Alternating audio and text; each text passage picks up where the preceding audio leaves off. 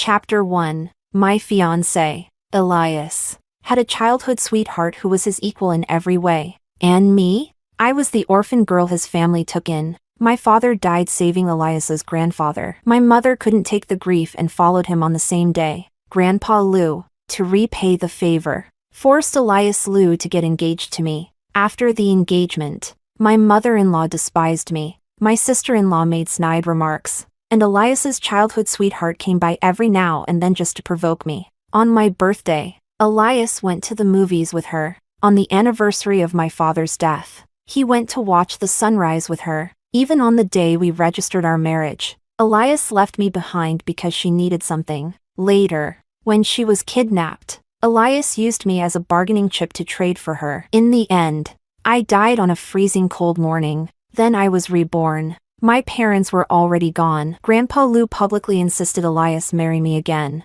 But this time, I refused. A life-saving debt? Repay it with money. A man without brains or heart? Let him go back to his childhood sweetheart. September 1977. Seaside outskirts of City A. A man dragged me roughly for several meters. One of my legs was broken. I didn't have the strength to escape. You bitch. Try to fight back again and I'll kill you. He spat, venom in his eyes. I grabbed a branch off the ground and clutched it tightly. Your fancy fiancé who traded you away isn't even half the man I am. I bit down on my lip. He was right. A fiancé who used me to save another woman wasn't even worth as much as a thug. Just wait till I argh. I struck just in time. Dust flew as the branch scraped across his face. He screamed, releasing me. I ran, but with a broken leg. I couldn't go fast. I reached the cliff by the sea when he caught up, now with 2 other men behind him. Keep running, bitch. Let's see how far you can go. They all looked at me with cruel, hungry eyes. I knew I only had 2 options, be defiled and then killed, or end it myself. I didn't hesitate. I jumped into the freezing ocean. Roma! As I fell, I heard Elias's scream, raw and filled with despair. I thought, this must be an illusion before death. Since entering the Lou family 5 years ago, I had always hoped Elias would give me a sliver of attention, just one look, a single word. But in all that time, there had been nothing, even in death. I knew Elias wouldn't care. To him, I was nothing but a blemish on his perfect life. If he had even the slightest regard for me, how could he have demanded I be exchanged for Luna, even after I told him no? I hated Lunarin. She was Elias's childhood sweetheart, always soft-spoken, delicate, playing the gentle damsel, always reminding me that she and Elias were meant to be, even though I was the one engaged to him. But I lived like a thief who had stolen something precious. Everyone disliked me. They all believed only Luna deserved Elias. I was just a lowly nobody. If my father hadn't saved Elias's grandfather, I never would have set foot in the Lou household, let alone become Elias's fiancé. The icy seawater pierced me, numbing every nerve. I felt death, and strangely, it felt freeing. Dead. I wouldn't have to endure their disdain anymore. Dead. Elias Lou would finally be free of me. If there's another life. I hope I never set foot in the Lou family again. Darkness consumed everything. Then came noise, loud, frantic voices. Roma, are you okay? This poor child, her father just passed. And now her mother too. Her father was a hero, but those 2 were so pitiful. What's she going to do now? She's awake, Roma's awake. I stared in shock at the familiar faces. Our neighbors. Roma, your parents are gone. You, Auntie Kim began to comfort me, but ended up crying herself. Suddenly it hit me. I had been reborn again, reborn to 1972, the day of my parents' funeral. Dad, Mom. Chapter 2. I staggered to my feet and saw my father's memorial portrait hanging in the morning hall, and my mother lying lifeless on the ground. I broke down in tears. The Lou family is here. The old master came in person. As soon as old Master Lou entered, he was met with this heartbreaking scene. I knelt beside my mother, crying my heart out. What happened? Song's wife couldn't take the shock. She just passed too.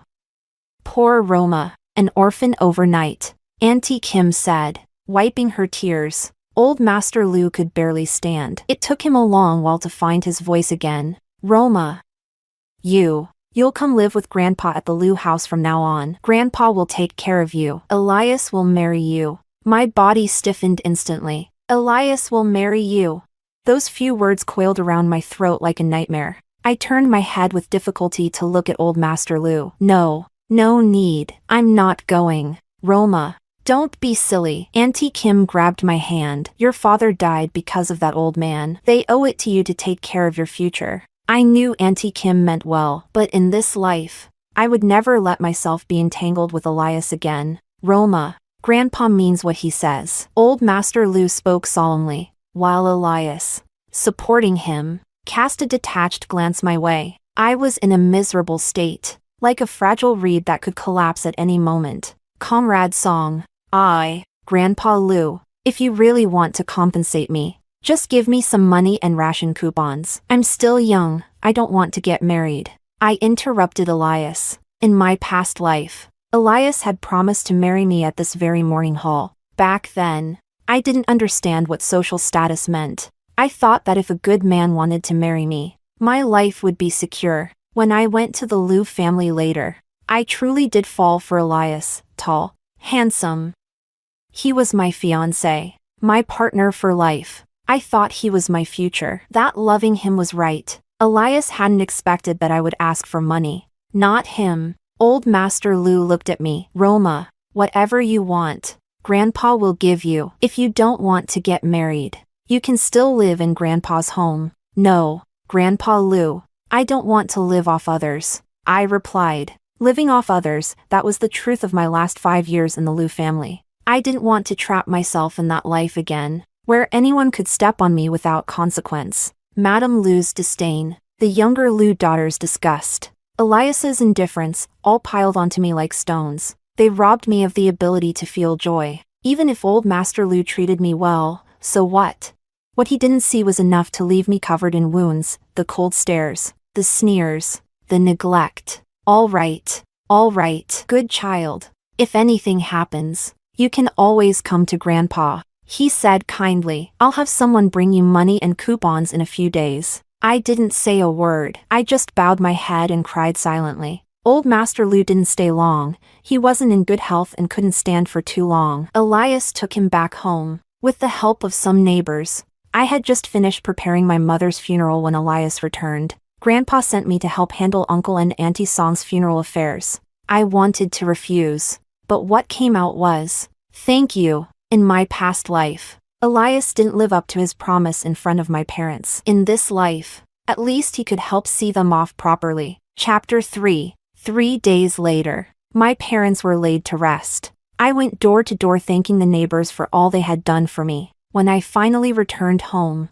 Elias Lou was still there. He had cooked me some porridge. Eat a little. You've barely eaten these past few days. Thank you, Elias. You can go now. I took the porridge and made it clear I was sending him off. What are your plans for the future? Elias didn't leave. He sat across from me. I don't have any for now. Grandpa arranged a job for you at the textile factory. There's an entrance exam in a couple of days. I'll come get you. If you don't pass, I'll buy you a spot, he said. I kept my head down, sipping the porridge in silence. I had already decided on my path. I wasn't staying in a city, and I definitely wasn't going to have anything to do with Elias. These money and ration coupons are from Grandpa. If it's not enough, you can come to me anytime. Elias placed an envelope on the table. Thanks. I needed the money. In this life, I only wanted money. With money, I wasn't afraid of hard work. Life would eventually get better. I'll head out now. Seeing I had no intention of engaging with him, Elias got up, slightly dejected. I walked him to the door, then decisively closed and locked it. Elias instinctively turned around to look at the tightly shut door, feeling a strange sense of loss. He didn't understand why her rejection to marry him left such an empty feeling in his chest. He didn't know why he had taken leave to help her handle her parents' funeral. The job at the textile factory, he had wanted to arrange it for her. But seemed like I truly didn't want it. Elias consoled himself. Maybe it was just the grief of losing her parents. Time would heal it all. I didn't know what Elias was thinking. After finishing the rest of the porridge, I went to Auntie Kim's house next door. Auntie, Roma, what are you doing out? You should be resting at home, she said, looking at me with concern. Auntie, I have something to ask you and Uncle. Go ahead, she responded immediately. We were neighbors. They'd watched me grow up. Now that I was all alone, of course they'd want to help. I want to rent out my house, I said. If you rent it out, where will you live? She asked. I've graduated high school. I want to respond to the national call and go to the countryside to help build rural communities, I said seriously. Going to the countryside would let me get far away from Elias. The countryside? Roma, don't act on impulse. I've heard lots of people are pulling strings just to avoid being sent there. Your situation is special. You don't have to go, she said, anxiously trying to talk me out of it. Auntie, I just want a change of environment, I said quietly. With that, her voice caught in her throat. Losing both parents at once, the blow was just too heavy. Sigh. Roma, I'll ask around for you. Please be quick. Auntie Kim, my uncle and my dad's older brother, once they know my parents are gone, they'll come and try to take everything. Renting the house out early will shut down any ideas they might have, I said. In my past life, a week after my parents died, my uncle and great-uncle came barging in, trying to evict me and claim the house. It was Elias who stood up for me. Back then, he stood in front of me and said, she's not an orphan. She has the Liu family. She has me, Elias, protecting her. My eyes stung. It was just a statement suited for the moment, but I had foolishly heard it as a promise. In the end, it was just wishful thinking. I ended up the punchline of my own tragedy. Chapter 4. After returning home, I started packing. I sorted everything I could use in the countryside, trying to keep it as light as possible. Then I found my parents' saving stash, 100 yuan in cash and a dozen or so ration coupons. The Liu family had given me 300 yuan and about 30 various coupons.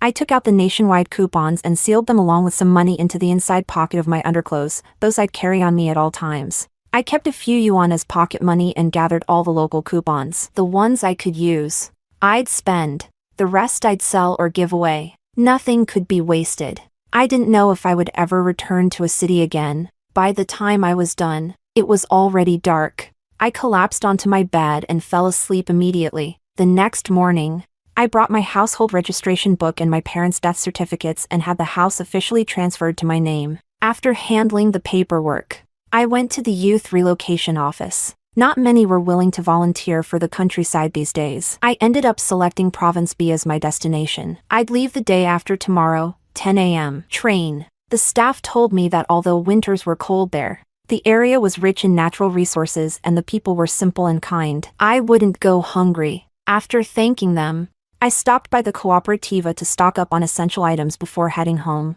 What I didn't expect was to run into Elias and Luna at my doorstep. My expression turned cold. I had always disliked Luna. Luna was standing there, clinging sweetly to Elias. Elias, my feet are sore from standing. I told you not to come, but you insisted.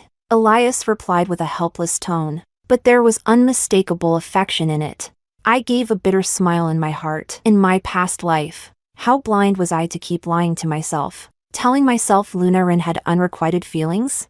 Clearly, it was mutual. Roma, where did you go? Elias walked up to me right away when he saw me. Out shopping. Is something wrong? I asked. I had no intention of letting either of them into my home. I came to tell you, the textile factory entrance exam is scheduled for the day after tomorrow at 9 a.m., Elias said. Luna also approached, giving me a once-over. She was indeed a beautiful woman. Elias, aren't you going to introduce us? Luna said sweetly, clutching Elias's arm like a little girl. Roma, I'm not interested in meeting your girlfriend. Elias, I know about the exam. I'll think about it. Thank you. I interrupted him. Luna smiled in satisfaction when I called her Elias's girlfriend. Elias quickly tried to explain. Also, my father saved Grandpa Liu. You've paid me money. That makes us even. There's no need for you to keep checking in on me. With that, I shut the courtyard gate.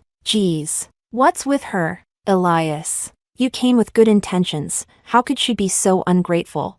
Maybe I've disturbed her life, Elias muttered, feeling strangely hollow. His pride wouldn't allow him to visit me again after being turned away like that. Let's go. Luna pouted and followed Elias. Peace at last. I looked into the mirror at my young and vibrant reflection, feeling calm. How wonderful to have an entire lifetime ahead of me. No more practicing the same dish over and over because of a single comment from Madame Lu. No more falling severely ill from being locked out in the cold just because the Lu daughter disliked me. And no more spiraling into self-doubt, again and again, because of Elias's indifference. Chapter 5. The next day, Auntie Kim came over with the tenants. They were a young married couple who worked at a nearby factory. Renting the house to them felt safe. They had jobs. They were decent people, clearly the type to live steadily and earnestly. They wouldn't try to seize the house for themselves in the future. Auntie Kim had been careful choosing tenants. After talking with them,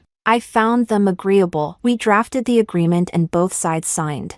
I'd stay in the house until I left for the countryside, and they paid a year's rent up front. Auntie Kim would collect the rent from then on and forward it to me. With everything arranged, I suddenly had free time. I lay on the bed, dazing out. Later, I went out to buy groceries, wanting to make myself one good meal before leaving. Just as I got to the cooperativa, I ran into Elias. I never realized we were so fated to meet. Do I hate him? I can't say for sure, but after being reborn, I hadn't felt the desire to get revenge on Elias. I think disillusioned is a better word. Elias strode over to me. Every time I looked at him with that cold, indifferent gaze, it felt like needles pricking deep into his chest. Elias didn't believe in love at first sight, but somehow, he felt like he had fallen for me at first sight. He wanted to see me, yet felt it would hurt his pride to be too forward. I looked up. Do you need something, Comrade Lu? No. I just came to buy some things. What are you looking for? I can help carry them back. No need. I'm just browsing. I turned and walked away. Ugh, running into Elias? Killed my appetite completely. Elias had no idea why I seemed to dislike him so much. It left him incredibly frustrated. He lost interest in shopping and headed home, a bit dejected. That evening, he barely touched dinner and went to bed early. That night, he had a long, vivid dream. In the dream, I agreed to marry him. After the funeral, I was brought into the Lu household. I lived there for 5 years. Elias knew his mother didn't like me, and that his little sister couldn't stand me either. But he thought, if I just endured it for a while, it would pass. He was already working hard. Once his career stabilized, we could move out and live on our own. He believed that for his sake, I'd be willing to suffer a bit. Then one day, Luna Rin was kidnapped by Elias's enemies. The Rin and Lu families had a long history. Luna's grandfather was critically ill. He couldn't take any shock. The kidnappers were people Elias had offended unintentionally. They demanded he exchange his fiancée for Luna. At the time, Elias thought he'd already coordinated everything with the police and the army. He was confident he could save me, but he never imagined that, after the exchange, they'd break my legs. Elias regretted it instantly. Hearing my screams shattered his heart. He chased the kidnappers with everything he had. But by the time they caught up, I had already jumped off the cliff. Without hesitation, the next time he saw me, I was a lifeless corpse. Elias's heart twisted in agony. He regretted it so bitterly. He wished he could die. He was the one who had personally pushed me to my death. He swore, if there was a next life, he would make it up to me. He would love me with all his heart. Roma! Elias jolted awake, hands trembling as he reached for his watch. 8:30. He rushed to get dressed and bolted out the door, racing to the textile factory. He needed to see me. He had to tell me he loved me. But when he got there, he realized I hadn't shown up for the exam. Panic-stricken, he ran to my house, only to see Auntie Kim helping a young couple move in. Auntie, where's Roma? Elias asked, breathless. Oh, Roma? She signed up to go to the countryside. Chapter 6. The train was at 10 this morning. I really wanted to see her off, Auntie Kim said, a little regretfully. But just then the tenants arrived, so I couldn't go. Elias turned and ran toward the train station. He arrived at 9:30. The train had just pulled in. I stood on the platform with a small backpack on my shoulders and 2 large luggage bags by my feet. Elias strode up to me and gripped my shoulders tightly. Roma, don't go. Let's get married, right now. Let's get married. In my previous life, I waited 5 years for him, and still, marriage never came. Elias didn't want me to wait again. I looked at him, and after a moment, said quietly, "So, you came back too." Elias's hands trembled. Roma, you mean?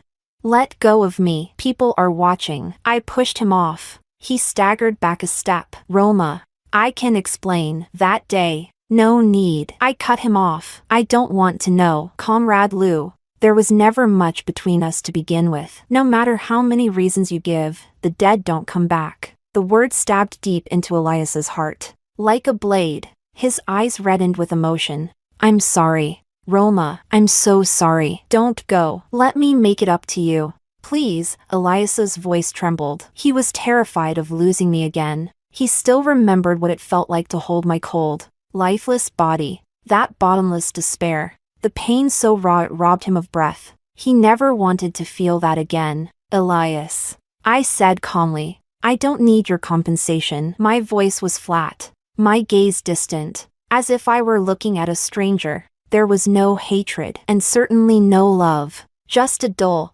emotionless quiet, as though we'd never shared any past. Roma, give me a chance. I'm begging you. Elias, desperate, reached for me. I stepped back, picking up my luggage. Go find your childhood sweetheart. For her, you were willing to sacrifice anyone. If that's not love, what is? I said. Elias, stop lying to yourself. Stop getting involved with people you have no business touching. With that, I turned and walked toward the platform entrance. Roma, I like you. Elias called out and lunged forward, but was suddenly grabbed by someone. Elias, it really is you. Luna cried in surprise when she saw the tears on his face. She gasped. Elias, always elegant, always composed, was crying. Why was he crying? Let me go. Elias snapped, shoving Luna so hard that she fell straight to the ground. Elias, that hurts. Luna cried out in pain, but Elias didn't even look back. He strode deeper into the station, but by then, he couldn't find me anymore. Roma, don't go. Elias shouted. He didn't care what others thought. He pushed through the crowd as fast as he could. He had to stop me. He knew, if I left now, I would never return. Behind him, Luna staggered to her feet, just in time to hear Elias calling out my name. That anxious, frantic look on his face, she had never seen it before. Elias had already climbed onto the train. It was packed. He searched through 2 full cars, but the train was about to depart. He had no choice but to get off. Elias stood alone on the platform, watching as the train slowly pulled away. I stood at the window of a sleeper car. Our eyes met. One was filled with unbearable pain, the other, calm, unshaken, like the passing clouds. Chapter 7. 2 days later, I arrived in Province B. It was September, while the city was still sweltering with heat. The air here was cool and crisp. I took a deep breath. Everything here was unfamiliar, but my heart brimmed with hope. Red Star Village volunteers, gather over here. A broad-shouldered man shouted to the crowd. I picked up my 2 large bags and walked over. Uncle, I'm from a city, I said, lifting my head. I had a typically delicate build, petite, with a soft smile, and standing in front of such a burly man, I looked even more fragile. He was caught off guard when I called him uncle, blinking in surprise before responding. "Aw, hello, let me carry your luggage." Without another word, he grabbed both of my bags, one in each hand, and effortlessly tossed them onto the ox cart. "Thank you, uncle." I felt lucky to have met such a kind man right off the train. His lips twitched, and after a pause, all he said was, "Get on, sit there." He pointed to a little spot on the cart he had cleared with my luggage. I didn't mind at all and scrambled up to sit. The man watched my clumsy movements without a word, then went on organizing the rest of the newcomers heading for the countryside. Before long, the cart was full. There were 10 volunteers heading to Red Star Village, from all across the country. I introduced myself to the others and quietly listened to their conversations. In my previous life, after graduating high school, I never had the chance to spend time with people my own age. Lou's younger sister had been much younger than me, and Elias was several years older. The rest of the people in my life were elders.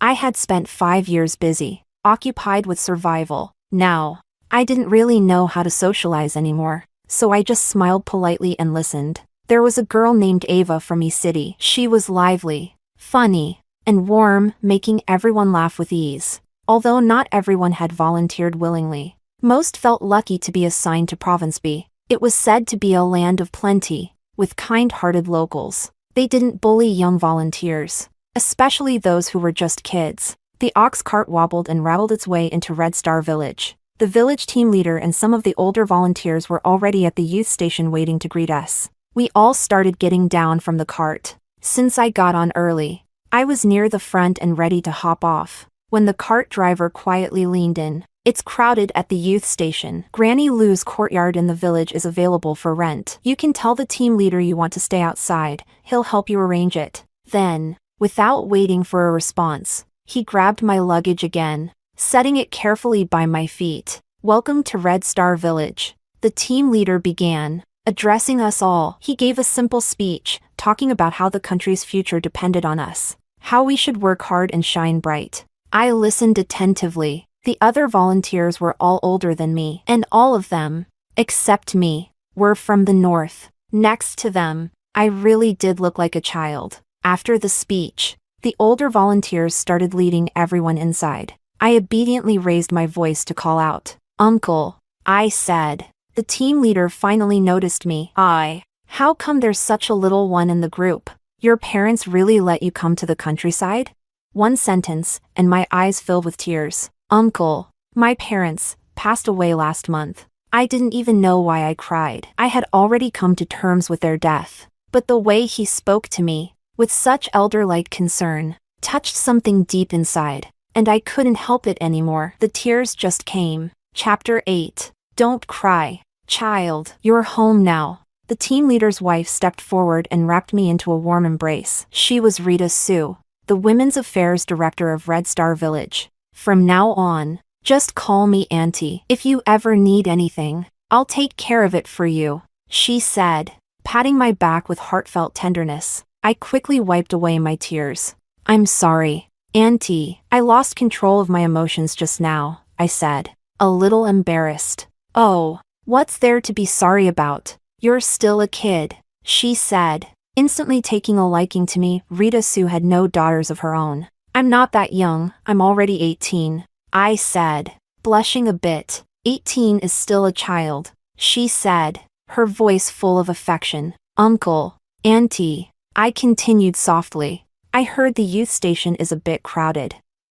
I've never lived in a dorm with so many people. I was wondering if I could rent a room outside the compound. Auntie, would you help me find a place? I have money. Sure, said Rita at once. Old man, isn't Auntie Lou living alone? Let this girl stay with her, it'll be good for both of them. All right, come on, I'll take you over, the team leader replied. He still felt bad about making me cry earlier with just one sentence. Granny Lou was childless and lived alone in a courtyard. She was spry and kept everything tidy, but she was already too old to work in the fields. She lived on her savings and the grain quota allocated per person. The extra room next door to Granny Lou had actually been cleaned up by Rita and some others. The plan was to let any youth volunteer who wanted to rent privately stay with her first. It gave the old woman an extra income. And in case of emergencies, at least someone would be around to call for help. Thank you, Uncle. Thank you, Auntie, I said sweetly. What a polite girl, Rita said with a big, hearty laugh. The more she looked at me, the more she liked me. I smiled and reached down for my luggage. It's way too heavy for you to carry alone. Rita was just about to call for the team leader to help when the ox cart driver walked over. Joel, help Roma with her luggage. Will you? She called out. Sure thing, Auntie, replied Joel, as he stepped forward and lifted both bags with ease. Thank you, Uncle, I said sweetly. I really was grateful to Joel. If it weren't for him, I wouldn't have even thought of trying to live outside the youth station. Uncle? Rita Sue and the team leader both burst into laughter at my choice of words. I looked at them, blinking my wide eyes in confusion. Like, what did I do? Why are you laughing? Rita laughed even harder. And after a moment, she took my hand. Sweetheart, Joel's only 22. Just call him Big Brother. My cheeks flushed with embarrassment. Sorry, Big Brother. Joel scratched his head, looking a little sheepish. He'd just gotten back from a hunting trip in the mountains. His beard was scruffy and his hair a mess. Okay, maybe he did look a little older than he was. Still, that uncle caught him off guard too. No problem. No problem. Let's go, he said, leading the way. Rita held my hand and followed, while the team leader walked behind us with his hands behind his back. We walked for more than 10 minutes until we reached a courtyard at the eastern edge of the village. The outer walls were made of woven branches, and the gate was a little worn. But inside, rows of cabbages and radishes stood tall and straight in perfect lines. Chapter 9. Lou, Auntie, Rita called out as soon as we stepped into the courtyard. Not long after, the door creaked open and an elderly woman with a slightly stooped back stepped out. "Aw, Rita, you're here. Auntie, this girl's name is Roma Song. She's a new volunteer who just arrived today. She wanted to rent a room outside the youth compound. I thought she seemed like a good kid, so I brought her here," Rita said cheerfully, gently pulling me forward. "Hello, Granny Lou," I said softly. I was a southern girl, and my voice carried the kind of gentle, melodic tone that stood in contrast to the bold, hearty style of northern women. Granny Lou took a liking to me immediately. Good, good. Come on in. I could use some company anyway. I nodded. Granny Lou, how much should I pay you for rent?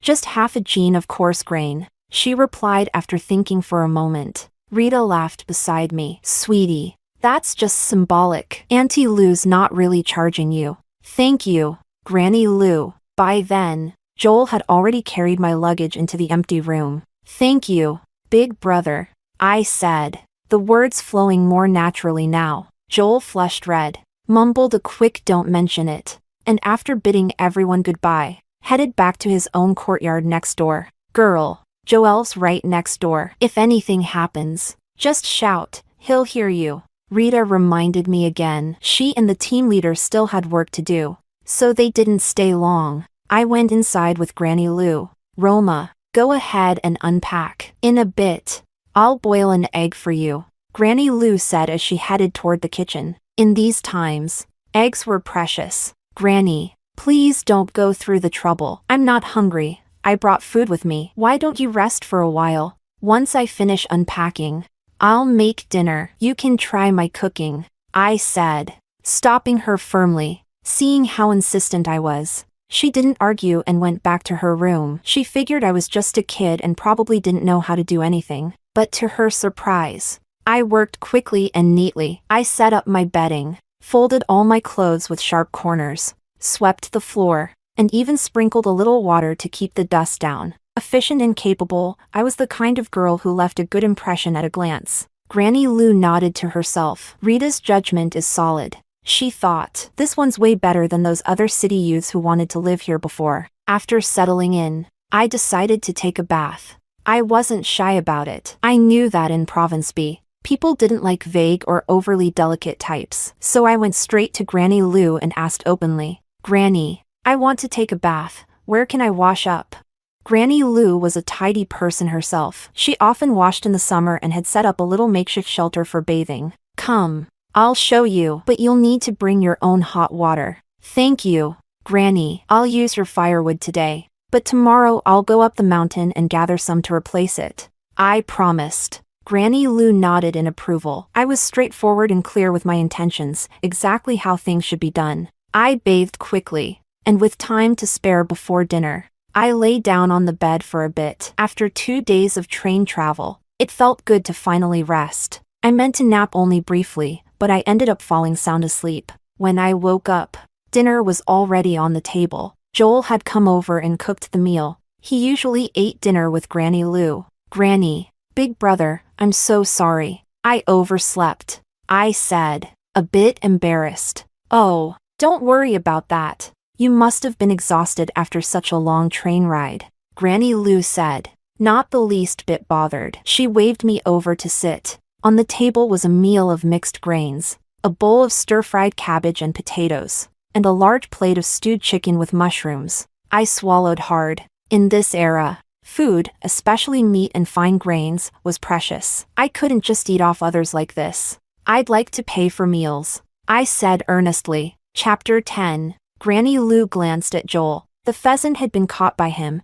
She couldn't make decisions about it herself. If you're staying here and want to share meals with us, Joel said, just help Granny around the house, tidy up, wash her clothes, and, mine too. That'll cover your meals. That's not right, I said anxiously. Doing just that little bit and getting to eat? Wouldn't that be mooching? I eat a lot. You know. Granny Lou chuckled at my earnest expression. Joel also smiled. It's fine if you really feel bad. Just throw your grain rations in with ours and we'll all eat together. All right. I nodded firmly. I had already made up my mind not to take advantage of anyone. Besides the rations from the village, I could also buy my own. I had brought plenty of money and ration coupons with me. Then, can we eat now? Joel asked with a grin. Blushing, I lowered my head and started eating. I finished half a bowl of rice, had 2 pieces of meat, and some greens. I was full. Joel blinked. This is eating a lot? She's still growing. How's she gonna grow tall like this? Joel silently decided, tomorrow. He was going hunting again. After dinner, I insisted on washing the dishes and cleaning the kitchen. I was quick, efficient, and organized, though Granny Lou and Joel usually did the chores themselves. It was clear my cleaning was on another level. Roma, I picked up your grain ration from the team, Joel said. Each new volunteer gets 20 jean of coarse grain. Okay. Thank you, big brother, I replied sweetly, my tone soft and obedient. Calling him big brother now came naturally, so much easier than that awkward uncle from before. The team leader said you new volunteers get 1 day off. You'll start working the day after tomorrow, Joel continued. I nodded, listening quietly, and in that moment, I realized how nice all of this was. Meeting new people, doing new things. It all felt fresh. The past, the pain, the bitterness, it was like a distant haze now. I was me, no longer Elias's fiancé, no longer the barefoot girl trying to climb beyond her station. What are you smiling about? Joel asked, seeing the warmth in my expression, my cheeks tinged with pink. Just remembering the past, I said with a soft laugh. Big brother, I'm going to bed. All right, go ahead. I'll head back too. Make sure you lock the door. If anything happens, just shout. He reminded me. Okay. I fastened the latch, gave a quick glance. Granny Lou had already gone to bed. I returned to my own room, and that night, I had the most peaceful sleep I'd had in years. For the first time, everything felt light, and the feeling of having control over my own life was nothing short of amazing. The next morning, I got up early. I went straight to the kitchen and made breakfast, a light porridge with greens and some cornmeal pancakes. I walked a small loop around the courtyard and pulled up a radish, slicing it thin and making a quick side dish. By the time Joel arrived, breakfast was already done and on the table. You're up early? I went to bed early yesterday, I replied with a smile. Back in the Lou household, I used to get up even earlier, because I had to make breakfast for the whole family, and they still found fault with everything I did. You've got good hands, Joel said sincerely. Smells great. My eyes lit up like stars. Thank you. No one's ever said my cooking was good before. 5 years of meals cooked for the Lou family, and not a single kind word. Only complaints. Yet here was someone I'd just met, offering genuine praise. When Granny gets up, she'll praise you too, Joel added. He didn't know why, but looking at me right then, bright-eyed and hopeful, his chest tightened with a strange, quiet ache. There was something about me that made him feel sorry. Chapter 11. And just like that, I settled into life in Red Star Village. During the rest day, I followed Joel up the mountain to gather firewood. At first, Joel thought I was a delicate, soft little girl, but when he saw me working with my hands scraped raw and not a single word of complaint, efficient and focused, he couldn't help but think, why does she look so strong, and yet so pitiful?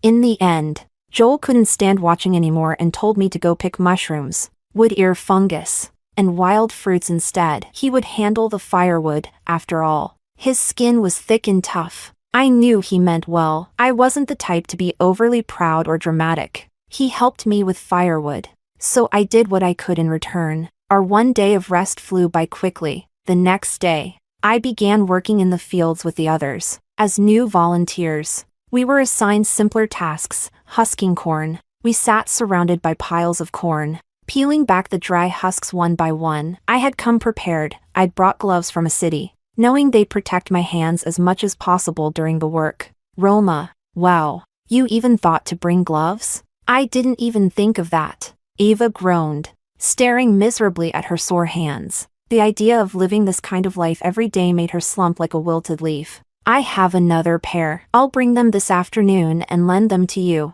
I said gently. Really? You're the best. Eva's eyes lit up, though moments later, the thought of sore hands even with gloves brought the gloom right back. Roma, do you think we'll ever get the chance to return to the city? I paused my work for a second. I don't know, but whether we go back or not, we still have to live each day well. Joel had just come by to drop off more corn. Hearing my words, he froze slightly. She's just a young girl. Why does she sound so old and wise? Eva sighed. You're right. Whether or not the road ahead is lined with flowers, right now, we've got a mountain of corn. She made me laugh. Lately, I laughed often, even when there wasn't a clear reason. I kept a smile on my face. In my past life, during those 5 long years, even smiling would get me scolded. Now, I cherished every moment I could smile. After a full day of work, everyone returned home with aching backs. When I got home, Granny Lou had already heated water for me. Go wash up. Dinner's ready after that, she said warmly. There was a touch of pity in her eyes. That day, Rita had come by and told her that my parents had passed away a month ago. Granny Lou had no real family left, just greedy relatives who wanted to bleed her dry. Only Joel cared for her sincerely. Since he returned from the mountains, he came to see her every day. But he, too, would have to leave one day. After bathing and changing into clean clothes, I stepped out just as Joel arrived. He had washed up at his place and shaved, revealing a strikingly handsome face. I was stunned for a second before recognizing him. Joel? Joel's lips curled in a subtle smile, secretly pleased. See? I knew it. I don't look old enough to be called uncle. The days passed steadily, one after another. Of all the new volunteers, I adapted to farm life the fastest. My once soft hands had already formed a layer of calluses. No matter what task I was assigned, I never complained. I gave everything my best effort. The team leader and Rita praised me often. Before we knew it, the autumn harvest was over. With the busy season finished, the team had less to do, and everyone began preparing for the coming winter. Chapter 12. It was my first time spending a winter in Province B. All I knew was, it was cold. Roma, your blankets, padded clothes, pants, and shoes all need to be thick, Granny Lou said gently as she pulled me into her room. Seeing I was overwhelmed, she went over everything with me, detail by detail. I wrote it all down. If I didn't know something, I listened to my elders. Joel arrived just in time to see me taking notes diligently with a pen and notebook. Looks like Granny's become a teacher, Joel said with a chuckle. Granny Lou laughed. That's right. I'm teaching this southern girl how to survive a northern winter. I smiled, too. I'll go to the cooperativa tomorrow to buy all this.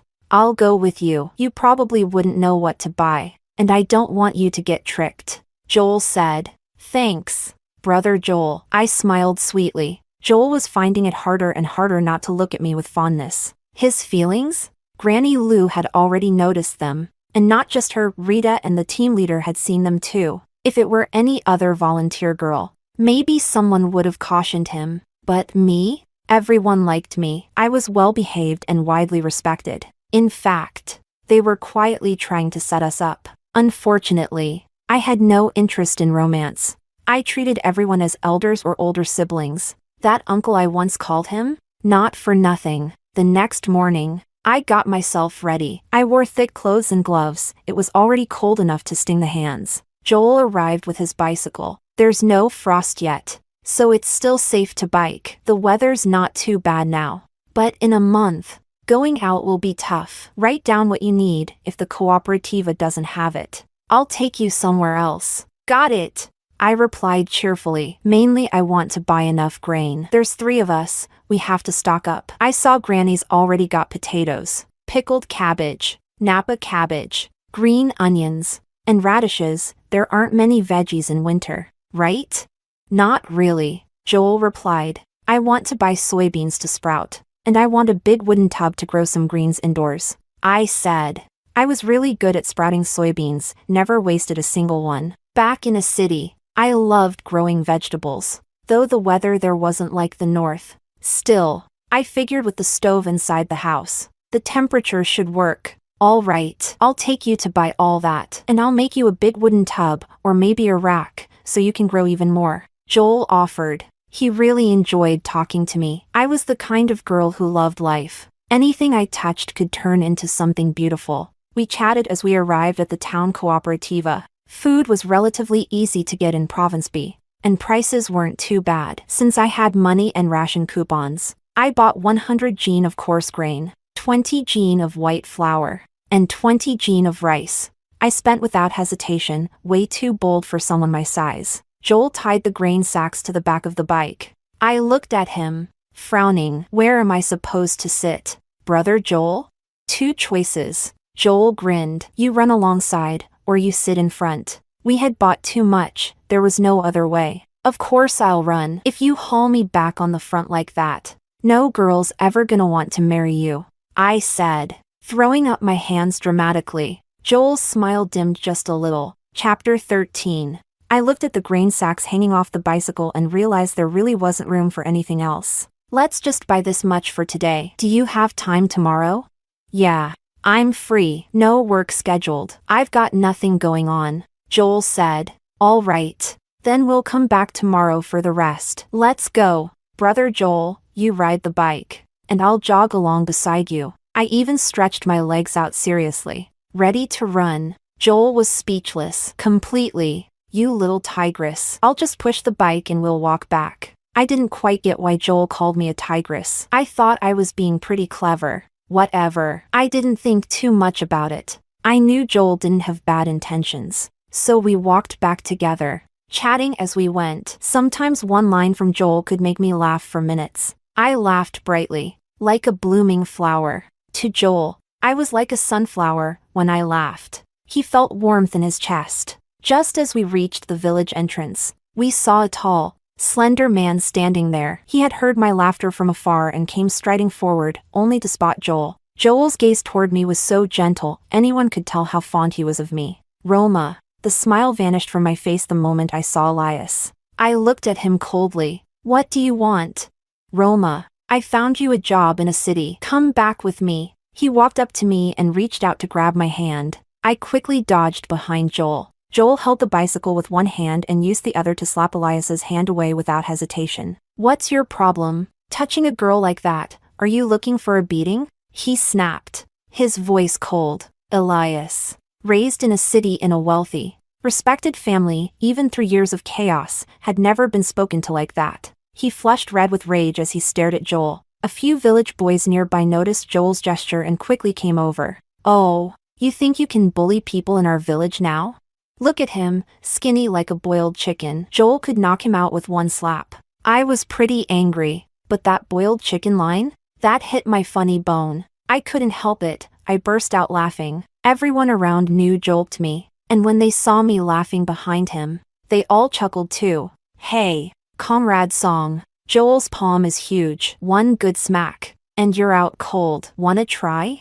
Yeah, let's see if you dare. Look at those twig arms and legs. Careful he doesn't die from one hit. Easy now, Joel. Don't hit too hard. My heavy, gloomy mood lifted all of a sudden. I looked up at the man shielding me, tall, solid, completely blocking the way. I couldn't see anything, not Elias, not even the wind in front of me. In the 5 years of my past life, whenever I was bullied, Elias never once stood up for me. I remembered once, I forgot to wash Lou's little sister's dress. She poured a bucket of cold water over me. And what did Elias do? He pulled Luna aside. Right, that day Luna wore a lovely dress. Elias must have been worried it would get dirty. Didn't want his precious woman upset. As for me, whether I was hurt, humiliated, or sick, none of it mattered. And suddenly I wondered, if it had been Joel, what would he have done? Chapter 14. Elias was so furious at the village boys' taunts that for a while, he couldn't even speak. But the worst part? He couldn't even see me. In a city, his height made him stand out, but in Red Star Village, it meant nothing. Joel was a full head taller, and he was shielding me completely. Roma, we need to talk. Tell them to get out of the way. Elias shouted. Elias, I have nothing to say to you. I didn't want to argue. As a girl, my reputation was important. Roma said she doesn't want to talk to you. What? You need us to throw you out ourselves? Joel's tone was ice cold. To Joel, I was the gentlest, most kind-hearted person around. I never argued with anyone in the village. Even when other volunteers did less work, I picked up the slack without a word. At Granny Lou's place, I took special care, making her softer food than what I ate myself. When she had a cough the other day, I'd gone up the mountain to pick wild pears to make pear tea. If someone like me hated someone, that person must be truly unbearable. I'm Roma's fiancé.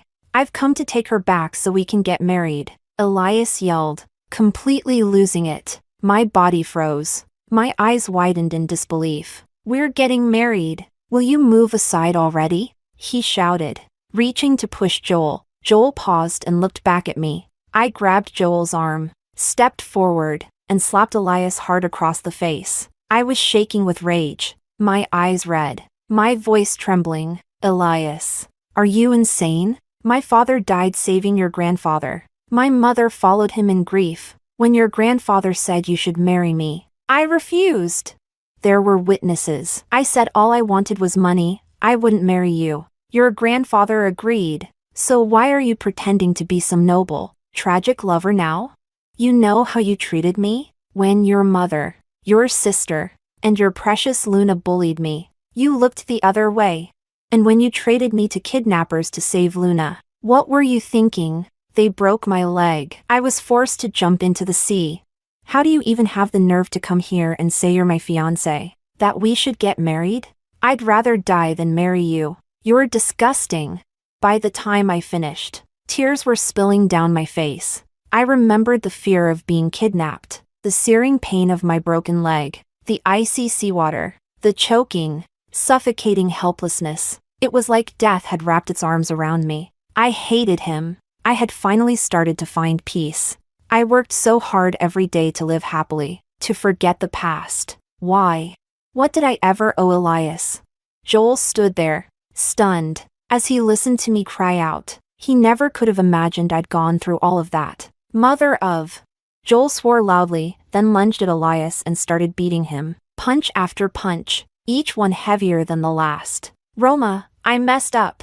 Please, come back with me. I'll make it right. Ah. Elias howled, screaming between blows. Eventually, a few village guys had to rush in and pull Joel off. Not because they pitied Elias, but because if they didn't stop it, Joel might have killed him. Chapter 15. Joel, stop. If you keep going, you're going to kill him. Yeah, Joel, he's not worth it. Don't ruin your future over trash like him. Look at Roma. Joel turned around. I was crouched down, sobbing so hard I couldn't catch my breath. I was completely overwhelmed, and I just couldn't stop crying. Joel, still fuming, gave Elias one last kick, wishing he could shatter his legs. Roma, don't cry. Come on, let's go home. Joel gently picked me up with one arm and set me on the crossbar of his bike. Then he got on and rode off. Elias curled on the ground, body trembling from the pain. He looked in the direction I'd gone, eyes foggy. He couldn't see me clearly anymore, only Joel's broad back fading into the distance. Joel took me straight to his house. He knew if I showed up like this at Granny Lou's, she'd be worried sick. I kept crying. The memories I had spent 5 years trying to bury suddenly exploded like weeds, wild and suffocating. I was completely consumed by grief. Back then, I wasn't even allowed to cry. They called me dramatic, overly sensitive, unlucky, just for being an orphan. But my parents died because of the Lou family. Why did I have to carry that guilt? Joel scrambled to comfort me. He said all kinds of things, fumbling through his words, but I couldn't hear him. I was trapped in my own world. All I could do was cry. Eventually, Joel gave up on trying to speak. He just sat beside me and stayed. I don't know how long I cried. Eventually, I curled up on the heated bed and fell asleep. Joel sighed, heart aching. How could anyone treat a girl so gentle like this? And Elias just stood by. What a bastard. Joel felt like his chest was about to explode with anger. I sniffled a few times in my sleep. Joel sighed again, dampened a towel with warm water, and gently wiped my face. I was so deep in sleep. I didn't even stir. Joel pulled his own blanket over me, then stepped outside. It wasn't proper for a man and a woman to be alone in the same room. If someone saw, it could start rumors. He was just about to find a village auntie to come stay with me when he spotted Rita walking over. Joel, what happened? Oscar told me someone tried to take Roma away, and that he hurt her in the past. Her tone was harsh. She was protective of me, too. Joel glanced at the window, then lowered his voice and told her everything I'd said. That's not a man, that's trash. He handed a girl over to kidnappers? Is that bastard still around? I'll give him a piece of my mind. Rita rolled up her sleeves, ready to fight. Auntie, I think he left. Come in and sit down. I can't go back inside, Joel said. Oh, now you remember it's improper? You brought her into your house and now you suddenly grow a conscience? You dummy. Rita Sue gave Joel a light slap on the head. Joel scratched awkwardly. I just didn't want Granny Lou to get upset. Rita gave him a death glare, and he shut up immediately. She walked into the house. I wasn't sleeping peacefully. My brows were furrowed even in my dreams. Rita's heart ached just looking at me. Such a pitiful child. Parents gone. And all that pain on top of it. She sighed deeply. Chapter 16. I'd been asleep for a little over an hour when I finally woke up. I had cried so much that my eyes were completely swollen. It was hard to even open them. What happened? Silly girl. You cried so hard you wore your eyes out, Rita said, handing me a warm towel. Thanks. Auntie, I took the towel and covered my eyes with it, completely embarrassed. I had cried in front of so many people, and even cried myself to sleep. I was sure Joel thought I was ridiculous, and Aunt Rita probably found it all laughable, all because of Elias. That scumbag. And now here I was, a total mess. God, how humiliating. All right. Stop smothering yourself, Rita grumbled as she gently pulled the towel off my face. Lie back. I'll do another warm compress, she said, easing me down again. I lay obediently, closed my eyes, and let out a soft sigh when the warmth touched my face again. You've been through so much and never said a word. Poor girl, traveling all the way from a city to here alone. You must have been hurt bad. But Roma, the hard days are behind you. Sure, this place isn't as wealthy as a city, but the people here are warm and kind. They'll treat you well. That boiled chicken might be pale and proper, but he's so skinny he doesn't look like he could father a child. But look at our Joel, strong, reliable, a real worker. That's the kind of man who raises sons. Me, was that encouragement or a breeding ad? Roma, you've noticed, haven't you? Joel's you. Why don't you think about giving him a chance? She said suddenly. My face burned like fire, completely flushed. Auntie, don't tease me like that. Do I look like I'm teasing? She said, grabbing my hand and pointing to her serious expression. I was stunned. It took me a long time to even form words. Everyone in the village can see it. Joel's always hanging around you. Don't tell me you haven't noticed. I mean, he's really attentive. It took me a while to come up with the right word. I always thought Joel was a good person. From the first time we met, he'd saved me the cleanest seat on the cart. He told me to rent outside the dorms. He helped me with work. We shared meals. He never let me lift a finger for heavy chores around the yard. Of course, I helped with laundry and small sewing tasks, but it had all felt natural from the start. I'd never really thought about it. Oscar told me today Joel almost beat that bastard Elias to death. If they hadn't stopped him, he really might have done it, Rita said, still shaken. Joel's a good boy. It'd be a damn shame if this ruined his future. Roma, whatever you feel, be clear. If you think he's a good match, try it out. If not, Be honest with him. He's turning 23 this new year, out here in the countryside. That's not young anymore. Oscar's the same age, and his kid's already running around the fields. She gave my hand a few pats. I'll step out. Joel will come in soon. You two talk. Here in Province B, men are upright. If you don't like him, he won't push it. You can't make a cow drink if it doesn't want water. Chapter 17. My mind went completely blank. I never imagined Joel could feel that way about me. Joel walked in, saw me zoning out, and looked a little nervous. Joel, I'm such a mess of a person. How could you possibly like someone like me? I asked.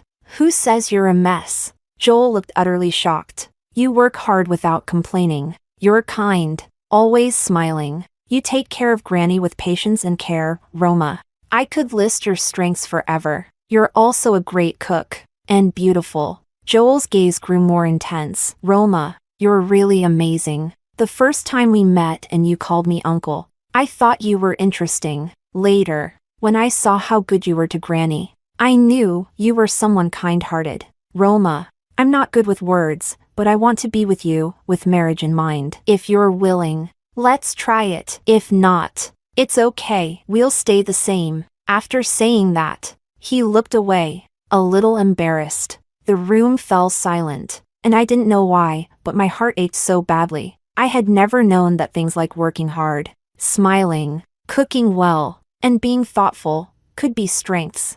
I truly didn't know I had anything good in me. In my last life, for 5 years, all I ever heard was, "Why are you so slow? This is awful. You can't even do something this simple right." I covered my mouth so I wouldn't sob, but Joel noticed. He looked up. Roma, don't cry, it's okay. If you don't like me, it's fine. You're such a good person. You'll definitely find someone who loves you, and who you love, too. Joel. I threw my arms around him. Joel stood there frozen. What, just bloomed? Is this spring? After a long moment, I calmed down and quickly let go, wiping my tears. I want to, I said softly. Joel broke into a huge grin. Roma, I'll treat you so well. All my money will be yours. And whatever happens at home, you call the shots. His joy was infectious, and I started laughing too. It felt so good to feel this kind of happiness. Years later, I'd look back at how we started. Joel, back then, had torn clothes, a dirty face, and scruffy stubble. He looked older than he was, and I never judged him for it. Only felt respect for how hard he worked. That's why I called him uncle so sweetly that first time. I didn't want to make him feel small, and it was that respect that led to everything that followed. That evening, we had dinner at Granny Lou's. As a freshly minted couple, we were too shy to speak. Granny couldn't stand it, gave each of us a nudge with her chopsticks, and then we started eating like a happy pair. Later, Granny found out everything I'd gone through. She wiped her tears in secret. Just thinking about how I'd had my legs broken and jumped into the sea, it tore at her heart. She even thought about digging up her old homemade pistol. If she could find it, she'd shoot Elias herself. The next day, Elias came looking for me again. He brought gifts and headed straight to Granny Lou's house. Joel and I were in the kitchen, making breakfast. We were talking about heading to town to buy more winter clothes. Granny was in the courtyard. She saw Elias first. Granny Lou, I'm here to see Roma. Oh, great, she said. She turned into the kitchen, grabbed a cleaver, and ran back out. Joel and I were completely stunned and rushed out after her. Granny Lou! Grandma! You little bastard! You've got the nerve to show your face again? I'll chop you to pieces. Chapter 18. Elias never expected that a bent-over old granny would come at him with a kitchen knife. He dodged in a panic. Granny, I'm not a bad guy. I'm here to see Roma. Why are you looking for my granddaughter-in-law? You pretty boy. Ungrateful brat. Piece of trash. Granny Lou cursed while swinging the knife at him. Every swing was full of force. If Elias had been a second slower, today next year would be the anniversary of his death. You. Elias dodged in a mess, the things in his hands scattering all over the ground. Joel and I worked together to finally snatch the knife from Granny Lou's hands. Granny, I already beat him up yesterday. Calm down. No need to use a butcher's blade to kill a pig. Let me do it. Joel shoved the knife into my hands and went straight at Elias with his fists. Roma, don't kill him. I quickly reminded him. Don't kill him. Elias looked at me in utter shock. Back then, if he even got a paper cut, I'd feel bad for days. And now, I just stood there and watched someone else beat him up. The only thing I said was, don't kill him. Elias knew that even that don't kill wasn't for his sake. But so this guy wouldn't be held responsible. Got it, Joel replied while still throwing punches. No matter how busy he is, when his girl speaks, he always responds. That's Joel's principle. Yep, just made it. This time, Joel didn't hit too hard. After a few punches, he tossed Elias aside. Elias struggled for a while before finally managing to stand up. He leaned against a tree, looking at me. At that moment, I was comforting Granny Lou and casually checking if Joel was hurt. I didn't even glance at Elias. Elias didn't know why, but he suddenly remembered our past life. The time Madame Lou hit me. What was he doing back then? Right, he was busy soothing his mother's feelings. He'd lived with her for over 20 years. She had always been gentle. He couldn't believe she would trouble me for no reason. He thought it had to be my fault. After all, I came from the rural countryside and didn't understand the house rules. Even in that era, Madame Lou had her own standards, and those were the standards Elias was used to. He didn't want his mother to keep making things hard for me, so he did his best to calm her down, just like I was now calming Granny Lou. I didn't look at him, just like he didn't look at me back then. So this is how it feels, being hurt and then ignored. It's unbearable. Elias's eyes stung. Some things, you only understand once you've been through them yourself. These past few days, memories of our past life have been coming back more clearly. Every single one is like a slap in the face. Turns out, he was the shameless one. He was the one who gained the most. He was the executioner behind my past life's tragedy. What he thought was good for me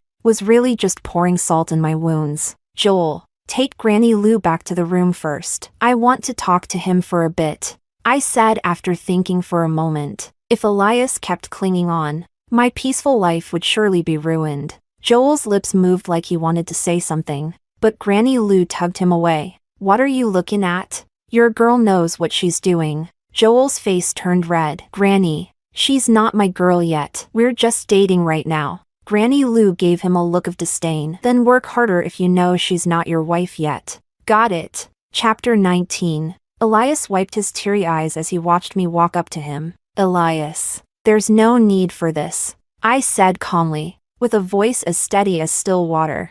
I made it clear, whatever there was between us, it's gone, and there's no bringing it back. No, Roma, please let me talk. Just let me finish. Elias cut in desperately. I crossed my arms and lifted my chin slightly, eyes fixed on him. It was the exact stance Rita always took before a verbal showdown. Go on, Roma. I know I was wrong. I never should have neglected you. The truth is, I liked you from the beginning, but I was too full of pride. And the engagement, Grandpa forced me into it. I held a grudge.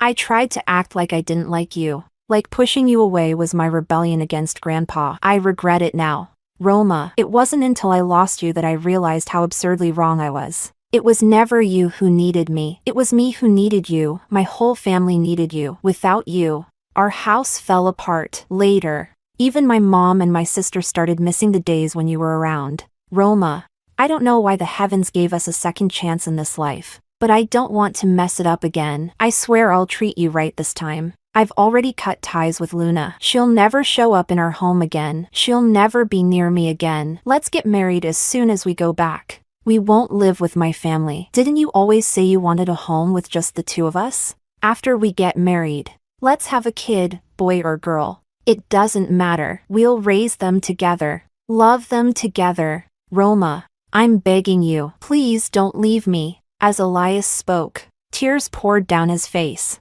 I looked at him with the same cold gaze. If this had been any day during the 5 years of our past life, hearing him say these things would have made me sob and nod without hesitation. But love, it expires. A heart that's been shattered.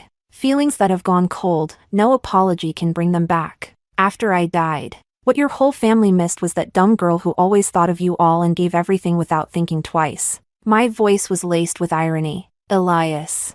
I don't regret all I did for you in our past life. I truly loved you. I hoped for you to love me back. But your constant indifference and neglect wore out every last bit of that love. Elias. Whether it's my parents dying because of your grandfather, or all I gave to your family, when you add it all up, it's your family who owes me. So I'm cashing in on that debt, for you to leave me alone. That's not too much to ask, is it?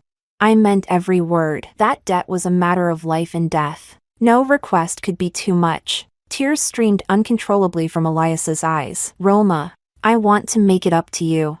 I want to. I just stared at him, until he couldn't say another word. He knew I didn't want his compensation. He knew his presence brought me nothing but pain. But what was he supposed to do? How could he face a future without me in it? Roma. Elias looked at me deeply after a long silence. His voice trembled as he spoke. Roma. I promise. I'll go back now. I won't come looking for you again. I wish you happiness. Remember what you said. I replied, and turned around without another glance. I still had errands to run with my boyfriend. Elias watched me leave without looking back and couldn't stop himself from breaking down in sobs. Chapter 20. Big guy like him, crying like a baby. Pathetic. Word is, he was the one who threw our comrade song to the kidnappers. What a worthless piece of trash. A man who uses a woman as a shield, can you even call that a man? Poor comrade song. Her parents saved his grandpa's life, and now their family bullies her like this. He's worse than an animal. Exactly. Even if you're not putting her on a pedestal, at least treat her decently. Look at how his family treats her. It's disgusting. And he still has the audacity to ask her to marry him? Dream on. You all heard? Comrade Song is dating Joel now. Really? That's great. Joel's an officer in the army. Some kind of commander. If they get married, Comrade Song can join him in the military family quarters. Aunties and older ladies gathered around, each chiming in with their opinions. Elias didn't even know how he managed to walk out of Red Star Village. One thought consumed him. His Roma was going to marry someone else. Rita watched everyone tearing into Elias and felt utterly satisfied seeing his regret. Serves him right. You reap what you sow. At Grandma Lou's house. Granny Lou. Roma and I still need to go shopping. Go ahead. If you get everything today. The weather looks good for the next few days. You two can head up the mountain and see if there are any wild greens. We'll pickle some to eat over the winter, said Grandma Lou. Got it, Joel replied, seeing the sparkle in my eyes. He could tell I was excited to head up the mountain. I got dressed, put the shopping list in my backpack, and hopped back onto the bicycle. All right, let's go. Hold on tight, Joel reminded me. Still newly official as a couple, we were both a little awkward. After hesitating, I reached out and wrapped my arms around Joel's waist. His body tensed up, and the bike wobbled a little, almost landed us in the ditch. I chuckled softly. Joel laughed too, steadied himself, held onto the handlebar with one hand, and gently squeezed my hand with the other. A girl's hand really is something else. So soft. No more farm work for her, not even with gloves. These hands deserve to be pampered. Joel felt like his heart was overflowing. How wonderful it would be to get married right now. He was determined to work hard, make money, and spoil his wife. Whatever she wanted, she'd have. I had no idea what Joel was thinking. I just knew my hand felt so warm, so nice. This kind of warmth, I'd never felt it before. I didn't know why, but my calm heart suddenly started pounding wildly. We didn't say a word. We were both soaking in the beauty of that warmth. My smile was gentle and full of happiness. Joel grinned ear to ear. He felt like the luckiest man in the world. No one noticed Elias. Sitting on the roadside in humiliation, he had walked all the way out of Red Star Village. No ox cart would take him. Oscar's dad, who drove one, said the ox was not in the mood to work today, so no ride. Elias had no choice but to walk to town for the bus. He watched helplessly as Joel and I rode past him, watched me smiling like I was the happiest woman alive. Why did it feel like his heart was being torn to shreds? Chapter 21. Joel didn't take me to the cooperativa. He found a place to park and led me into a hidden alleyway. Where are we going? I asked. There isn't much at the cooperativa. I'm taking you to check out the black market, Joel said in a low voice. My eyes lit up. The black market, I'd heard of it in my past life. Always something you had to visit in secret. Back then, Elias once told me to get ready because he was taking me there to buy some things. But just before we left, Luna showed up, saying she'd never been before. So Elias dropped me without a second thought. I lowered my eyes and smiled bitterly. I wasn't trying to compare the past with the present. But when things happen, it's hard not to remember. Roma, don't be scared. It's nothing. Really, people at the black market are even more cautious than us. They've got way more stuff than the cooperativa. If you see something you like, we'll get it. No coupons or anything. I brought a lot of money, Joel said when I didn't reply. He gave my hand a gentle squeeze, whispering reassurances. I raised an eyebrow and smiled. Okay, Joel. Joel's heart suddenly skipped a beat hearing my sweet voice like that. The black market. It was pretty crowded at this hour. My eyes sparkled when I saw someone selling yarn. Joel had been watching me the whole time. The moment he saw me staring at the yarn, he stepped forward and grabbed 2 skeins of red. Joel, get 2 gray ones too. I can knit sweaters, I said, completely unbothered. I had money, too. If Joel bought me yarn, I'd buy him something else. I wanted to spend the rest of my life with him, slowly breaking down the walls between us. Bit by bit. Got it. Joel grinned as he happily picked up 2 more skeins of gray yarn. Granny Lou wears cotton-padded clothes. Let's buy some extra cotton and make her a new set when we get back, I said, scanning the stalls. Soon enough, I found someone selling raw cotton. Whatever you say. Joel followed along cheerfully. No matter what I wanted to buy, it was always got it. Sure, or you decide. I felt a kind of contentment I had never experienced before. The joy I felt was beyond words. Even after we left the black market, I couldn't stop smiling. You're really this happy? Joel smiled. Seeing my happiness made him happy too. Yeah, I like freedom, I said, looking sweetly at him. Joel's heart thudded in his chest. Well, that's good. Silly. I laughed at how cute he looked. We happily made our way back to the car and started heading home to the village. Just as luck would have it, on the road back, we ran into Elias at the bus station. He felt like something about me had changed. It was just a shopping trip. How could I look so different?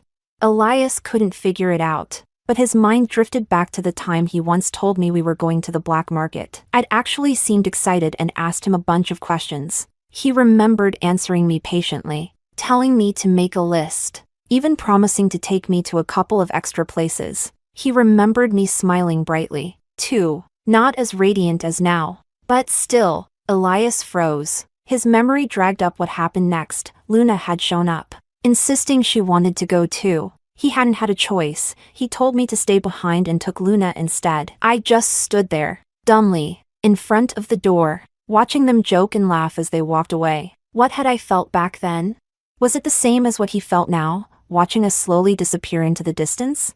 Chapter 22. At Granny Lou's house. She watched Joel and me laughing and chatting as we came in, and she seemed to be in a pretty good mood. What did you buy?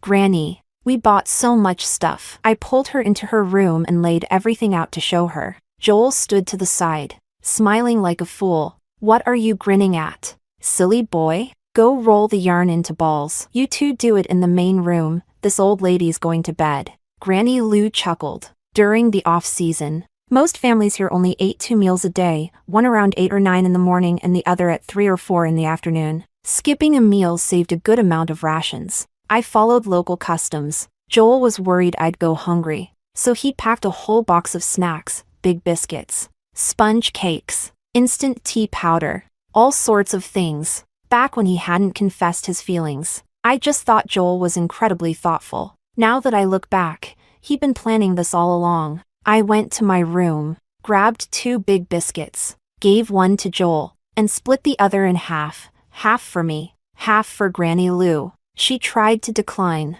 but I shoved it in her hand and dashed out. Joel looked at the biscuit in his hand, feeling a swirl of emotions. He was so used to being the one who gave. What are you looking at? Eat up. You still have to build me a yarn rack after, I urged. Got it, Joel responded.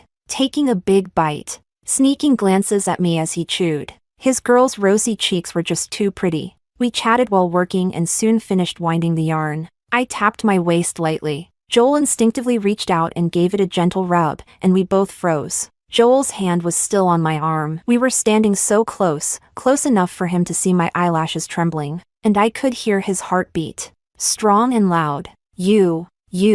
I'm fine. I'm fine. I burst out laughing. Joel laughed too. The space between us seemed to shrink again. After dinner, it wasn't quite dark yet. Joel didn't want to go home. His house was right next door, but he lived alone. We lingered, attached at the hip, until it was fully dark. Then he went home by hopping over the wall. The next morning after breakfast, I packed some dry food and water, slung a bamboo basket over my back, and went up the mountain with Joel. He carried a basket too. Today he wasn't chopping wood, he was sticking with me to forage for wild fruits and vegetables. If we stumbled across a rabbit nest, we'd take one back for a treat. Along the way, we ran into a lot of villagers. Everyone greeted us warmly. Joel, taking the missus up the mountain. Huh? Joel, bringing your wife to pick fruit. Eh?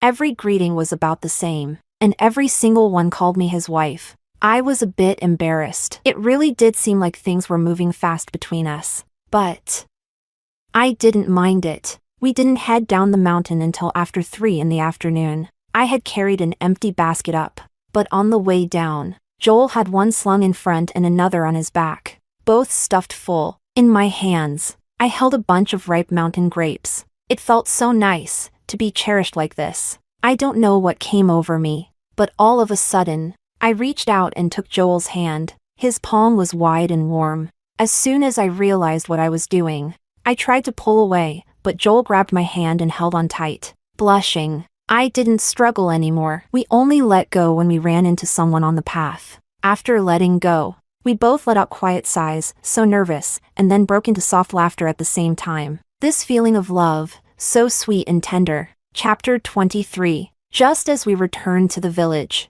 Oscar's wife came running up to us. Roma, hurry! Granny Lou's nephew and his whole family are making a scene, she said anxiously. Take your time walking, Joel told me quickly, then dashed off toward Granny Lou's house. I hurried after him. At Granny Lou's place, the courtyard was full, 7 or 8 people from another village. Men and women, young and old. Granny Lou was so shaken she could barely stand. Rita was holding her up, and behind them stood a few of the village aunties and their sons, there to show support. At the front of the crowd stood 2 young men. Auntie, don't be so stubborn. My brother and I are your real nephews, we're blood. Now, we're asking for your money and your house. In return, we'll take care of you in your old age. That's right.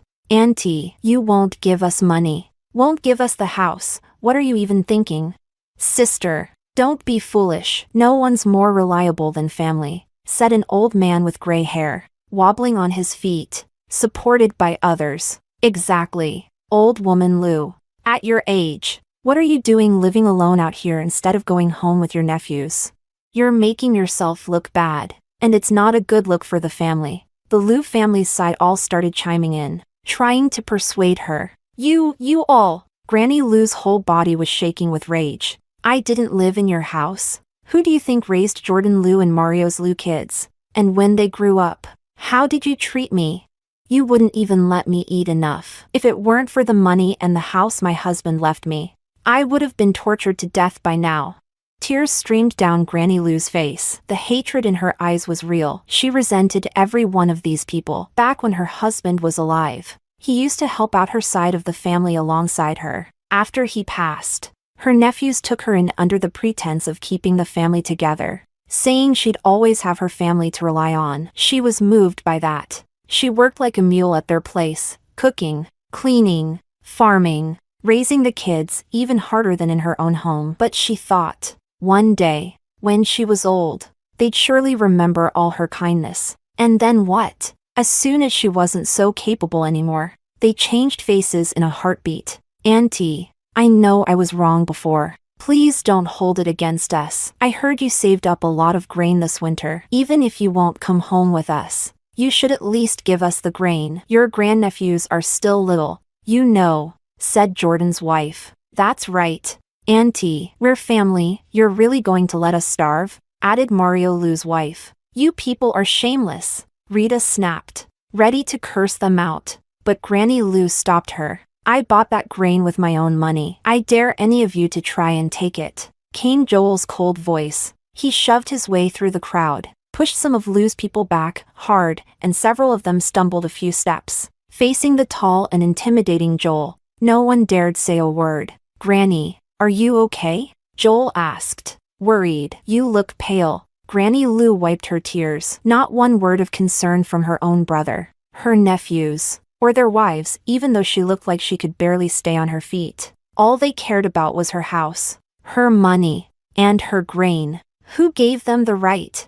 When's the village chief getting here? Granny Lu asked Rita. They already went to get him, Rita replied quickly, rubbing her back to comfort her. Joel set his basket down, went inside, and brought out a chair for Granny Lu to sit on. Today, none of you are leaving, he said firmly. We've sent for our village chief, your village chief, and the police. This ends here, and it ends with the truth. Chapter 24. You, Joel, this is a Lu family matter. Even if you're a soldier, you can't interfere in our family affairs. Jordan finally squeezed out the words after a long silence. Family affairs? Granny Lu is a villager of Red Star Village. If someone in our village is being harassed, then we have the responsibility to protect her.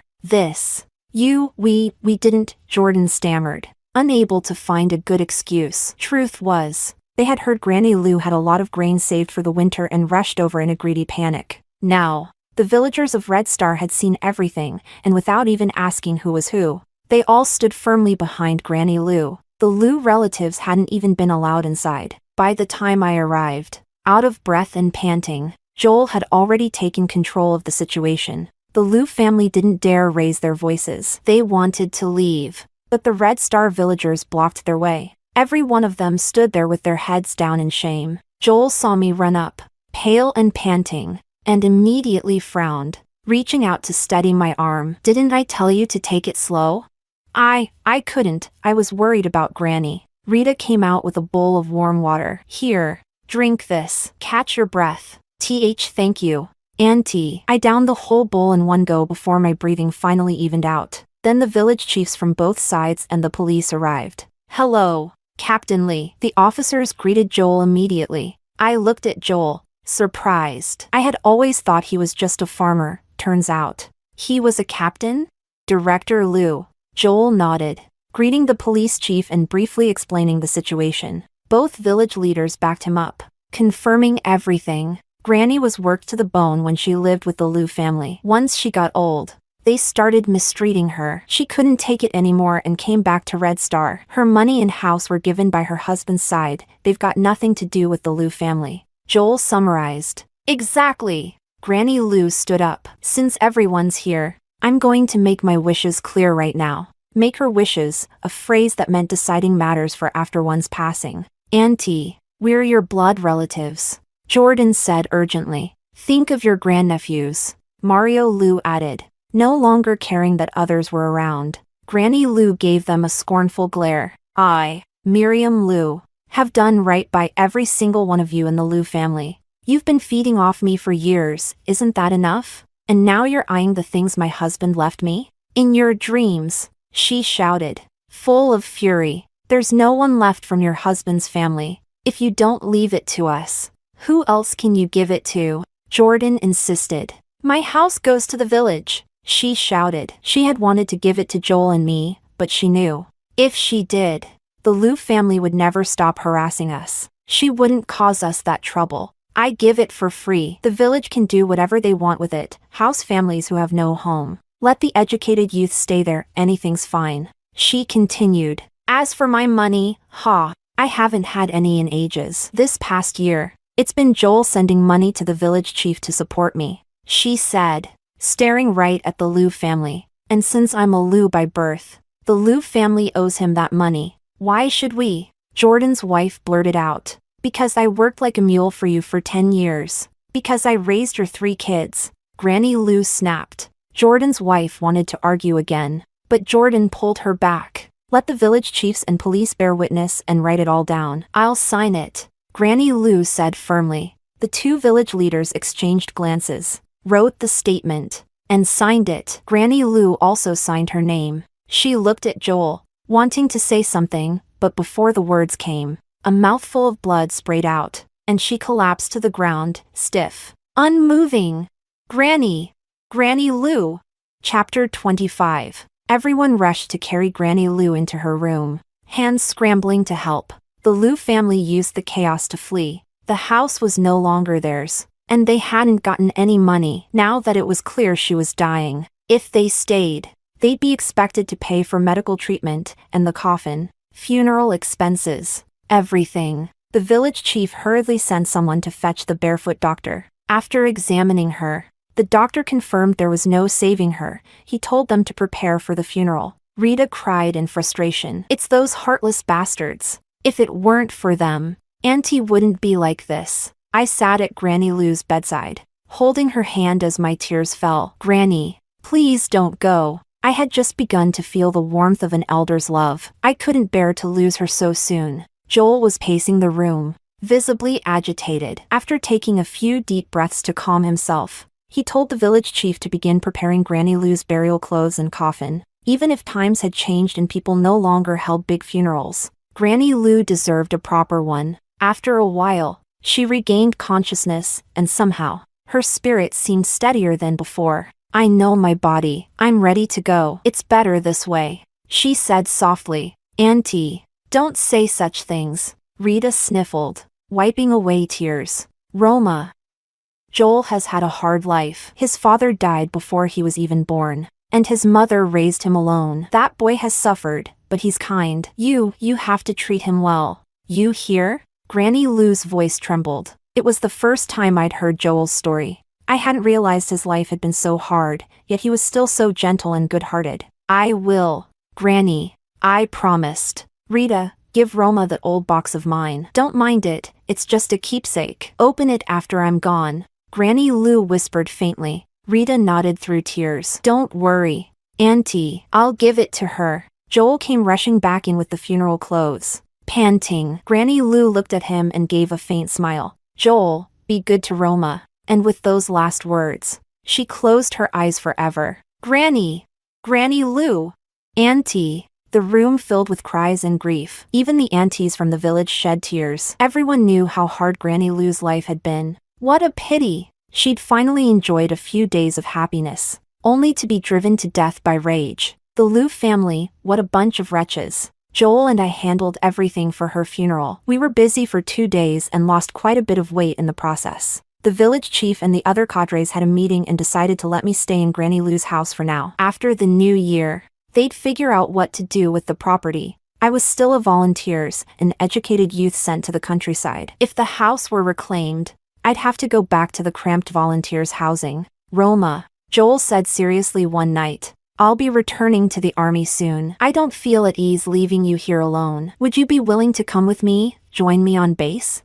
Whether it was the crowded and overwhelming volunteers' quarters, or staying behind alone in the countryside, neither option sat right with him. He believed someone like me, a soft-hearted, small figure, should be cared for and protected, and Granny Lou's final wish had been for him to take good care of me. After everything we'd been through, I had already made up my mind. If I'd chosen Joel, then there was no need to hesitate. I looked up and nodded at him.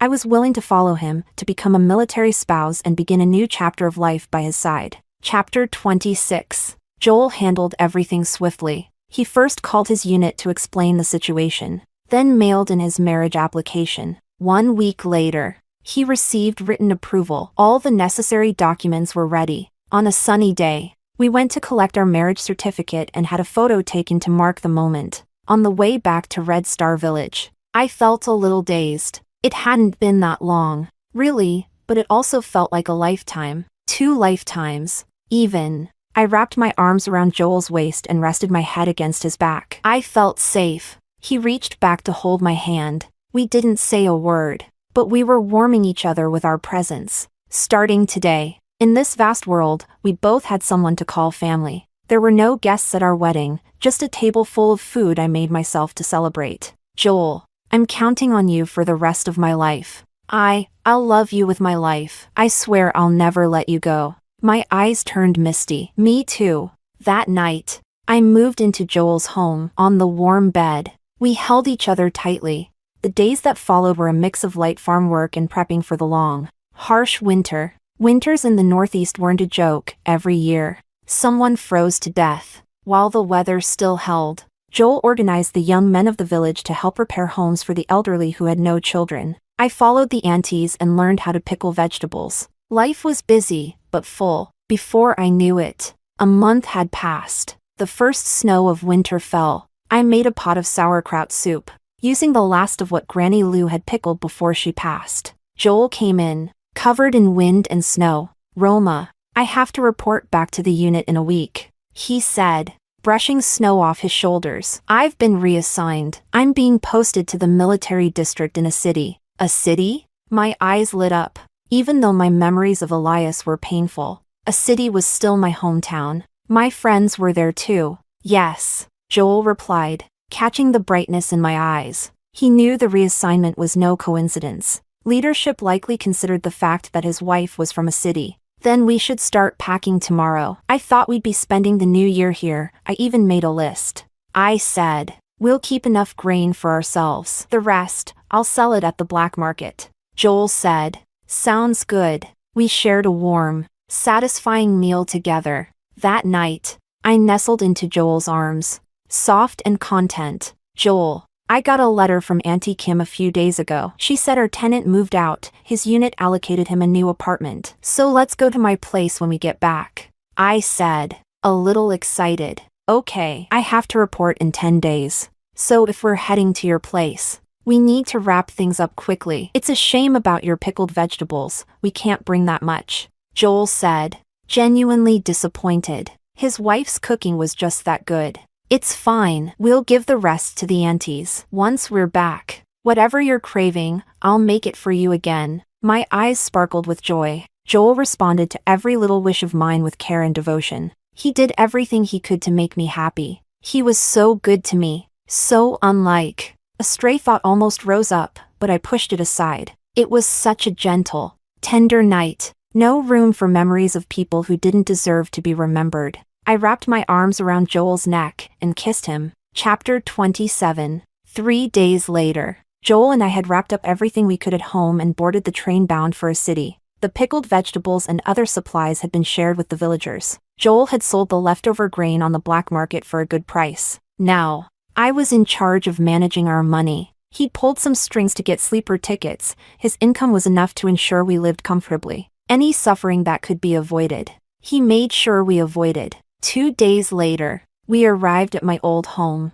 Auntie Kim had already cleaned the entire house inside and out. Knowing I was bringing my husband home, Joel had a massive pack on his back, and was carrying 2 more in each hand. I, meanwhile, had only a small bag in my arms. Auntie Kim looked on, full of warmth. Roma, your man really knows how to take care of you. Auntie Kim. I greeted her. Hello, Auntie Kim. Thank you for helping keep an eye on Lou's house, Joel said with a cheerful smile. Oh, it was nothing. Neighbors help neighbors. Now go on. You too. Get inside and rest, she urged us, ushering us through the door. Joel nodded and followed me in. I couldn't help feeling emotional. I never thought I'd return, and certainly not this soon. While Joel unpacked, I wandered around the front and back of the house. In the backyard, beneath the tree, I buried the rosewood box Granny Lou had given me. I had opened it. Inside were 10 little gold bars and some jade jewelry, clearly worth a fortune.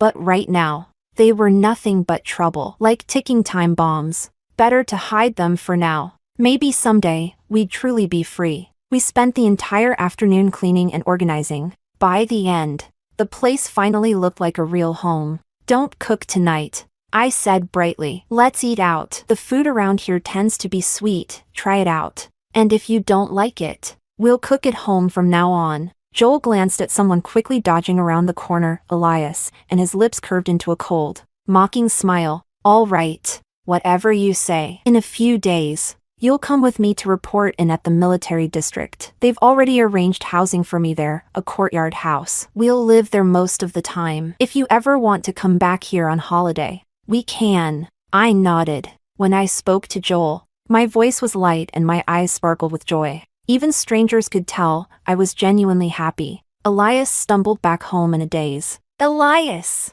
Luna jumped up to greet him. Lou's little sister stood nearby, full of resentment. Where did you go? I was left to take care of Grandpa Lou and Mom by myself. Luna came over and didn't lift a finger. She shot Luna a disgusted look. Luna put on her usual pitiful act. Elias, I just came to see you. I don't know why your sister is so upset. I didn't mean anything. What she really meant was, I'm not your wife. Why should I be serving your family? Luna, I don't have time. There's too much going on at home. If it's not important, don't come over again, Elias said bluntly, giving her the boot. What do you mean you don't have time? You were clearly outside Roma Song's house. Watching. What were you even looking at? That woman's been gone for so long, you think she's coming back? Luna snapped, furious. Luna, are you insane? Stop yelling in our house. Lou's sister exploded. My brother doesn't even like you. Get out already, unless you want to be dragged out. She shoved Luna toward the door. Elias looked around at the chaotic home, his short-tempered sister, his fake and clingy childhood friend, and finally understood just how good I'd been to him. Back then, the house had always been spotless. His grandfather's clothes, his mother's hair, clean, neat, cared for. Meals were delicious, always ready on time, and I had done it all alone. How had I managed to do it all so well? Chapter 28. 5 days later, I followed Joel to the military family compound. Our little courtyard wasn't big, a small patch of land with a clothesline out front, and a modest vegetable garden in the back. The house itself had 2 bedrooms and a main hall. It wasn't spacious, but it was more than enough for the 2 of us, and someday, for a child too. Joel went to handle his official onboarding, and I stayed behind to organize the house. By the time he returned, I had cleaned everything top to bottom, and even made the bed. There's no bed in the house, I said as I added another log into the stove. Winters might be a bit cold. If you feel cold, I'll build a bed in here on my next day off. I know how to do it, Joel replied. You're amazing. Is there anything you can't do? My eyes lit up. I really loved calm beds, pile on the firewood and the warmth just wrapped around you. Even falling asleep felt cozier. Joel reached out and gently pinched my cheek. We locked eyes, and all I saw was warmth. Life with Joel, it was vibrant and full of love. In a blink, 3 months passed since our return. The new year was approaching. One morning, while I was cooking, a sudden wave of nausea hit me. I bolted outside and spent several minutes retching. Roma, what's wrong? Joel panicked, rushing over as if he'd carry me straight to the hospital. I grabbed his arm and stopped him. Comrade Joel, I called softly. Yes? He looked at me, face full of worry. I smiled brightly, eyes glistening. Congratulations, you're going to be a dad. What? Joel froze, then snapped out of it and threw his arms around me. Roma, really? I nodded shyly, cheeks flushed. My period hadn't come, so I got checked out. Turns out, I was pregnant. Joel had returned late from a mission the night before. I was already asleep by then. Tears welled up in his eyes from pure joy. Roma, we're having a baby. Thank you so much. I understood how deep his emotions ran. I wrapped my arms around him. You're welcome. We shared a warm, happy breakfast. Joel immediately reported the news to his superiors. Upon learning that we had no elders to help, they agreed not to assign him to any external deployments for the time being. It was the weekend again. We went back to my place to visit. Auntie Kim had been thinking about me a lot. I wanted to tell her the news about the pregnancy. But just as we were about to enter the courtyard, Luna Rin came storming over. Lifting her hand to slap me, Joel pulled me behind him and stepped back several paces to shield me. What are you doing? Why did you come back? If it weren't for you, Brother Elias wouldn't be ignoring me. Why didn't you just die in Province B? Luna screamed hysterically. I stared at her, stunned. Was this really the same Luna who, in my past life, was always elegant, poised, and in control?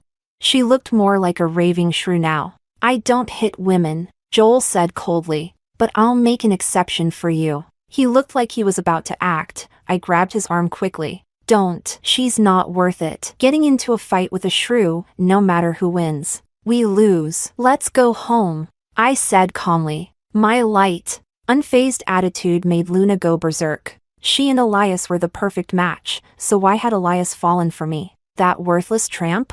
No, she wouldn't accept this. She had to make me pay. She would, no matter what. Chapter 29. The next morning, several officers showed up at our home. I looked at them, confused. I had no idea why they were looking for me. Comrade Song. Comrade Luna has been kidnapped. The kidnapper is an enemy of Elias. They're demanding to exchange Luna for you. No. Joel's face went cold as he stepped forward, presenting his military ID. My wife is pregnant. I won't allow her to be in danger for anyone. Joel hadn't been at the A City Military District for long, but he had already completed a high-risk mission and earned major commendations. He was now a deputy regiment commander. Deputy Commander Han. We're not asking Comrade Song to actually exchange herself. We just hoped she could cooperate with us in some way, the officer tried to explain. She won't. I don't care about Luna's life or death. My wife and child are not to be endangered. Joel's refusal was firm and final. Naturally, the officers didn't dare say something shameless like military spouses should make selfless sacrifices. They simply apologized and left. But that evening, they returned. Joel's expression darkened. What now? Deputy Commander Han. It's a misunderstanding. We just came to report the details of Luna's kidnapping. One of them quickly explained. Joel was about to speak again, clearly uninterested. When I stepped out, was she rescued? The kidnapper was someone Luna contacted herself. The kidnapping was staged. It's all fake. She and the fake kidnapper have been taken into custody. They said, fake? In my previous life, Luna had used a fake kidnapping to get rid of me?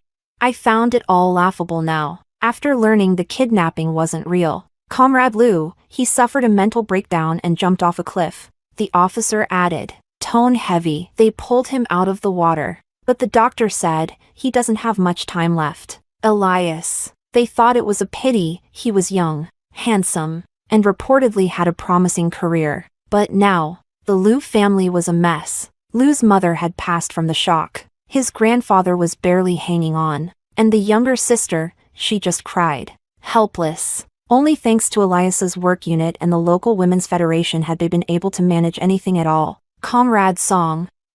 Comrade Liu wants to see you. Of course. It's voluntary. If you don't want to go, you don't have to, the officer said, hesitating. They wouldn't normally pass on a message like this. But, when Elias had jumped, he was still shouting that he was sorry to Roma. Joel frowned and looked at me. I shook my head. I'm really not close to him, and I'm pregnant. I can't run to the hospital. I won't go. The officer nodded, understanding, and brought the message back to Elias in the hospital. Elias laughed and cried at once, finally letting out a long sigh. I hurt her so much. Of course she won't come. Please. At least pass on this letter. Tell her she must read it. It concerns something big. All right, I'll make one more trip, the officer promised. Elias watched the officer's back as he left and slowly closed his eyes. Roma, this is the only thing I can do for you now. If there's a next life, I hope we never meet again.